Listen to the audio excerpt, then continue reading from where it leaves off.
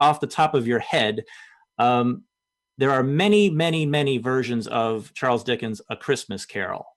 You include several in the book, and you're aware of many beyond that.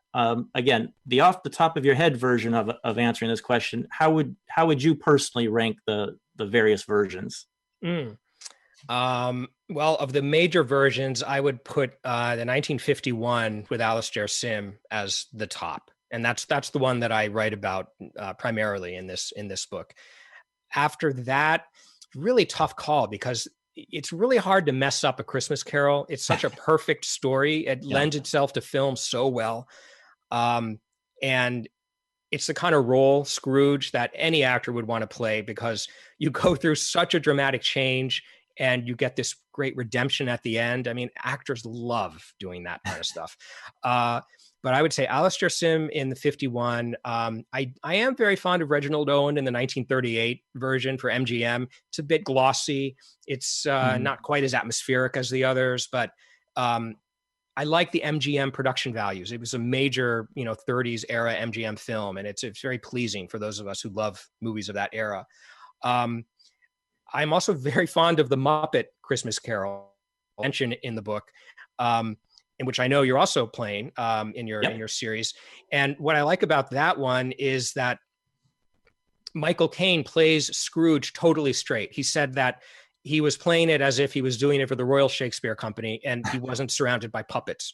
And he lets the Muppets do all the comedy and do all the shtick. And so the beauty of that movie is that it gives us what we want from the Muppets. It gives us all their irreverence and their comedy, and it gives us what we want from Dickens and from the story itself. It lets us really feel the emotions of that story for real, even with all the comedy. I mean, it's a miracle that it works so well.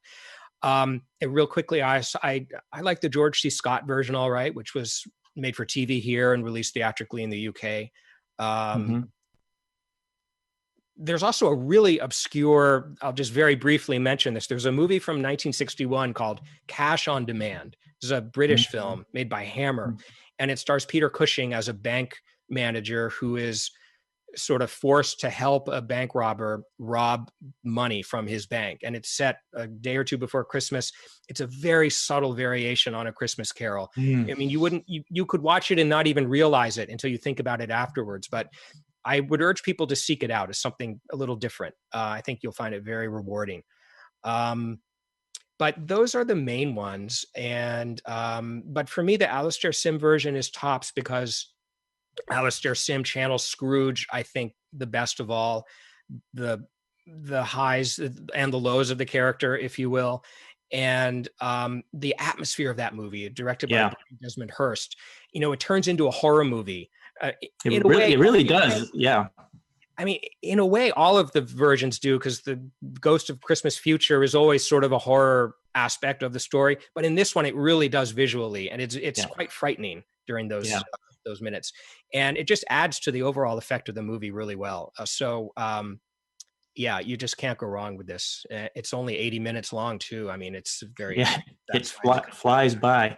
And, it's always identified as the Alastair Sim version, but unless you really know your British films from the 30s, 40s, you may not know that name. But this is his great role. He just hits it out of the park with what he does in this film. And I just want to sort of star that one for our viewers, because that film is not that easy to see. If you've already seen it, good for you, and you know what's so special about it. But it has not always been accessible, and we're extremely happy that we have it included in this year's lineup. Just one last note on Alastair Sim: Hitchcock fans may recognize him. Probably his other best known film out there is Stage Fright from Alfred Hitchcock. Oh, I just want to add one thing about Alastair Sim too. He was known mostly for comedy. And a lot of his comedies are out there available, and they're wonderful. They're all British, and but you should look for them. And he was already so well established as a comic actor that when it was announced that he was going to play Scrooge in this movie, there was an uproar in England. I mean, that's how seriously they took their Dickens and their Christmas Carol.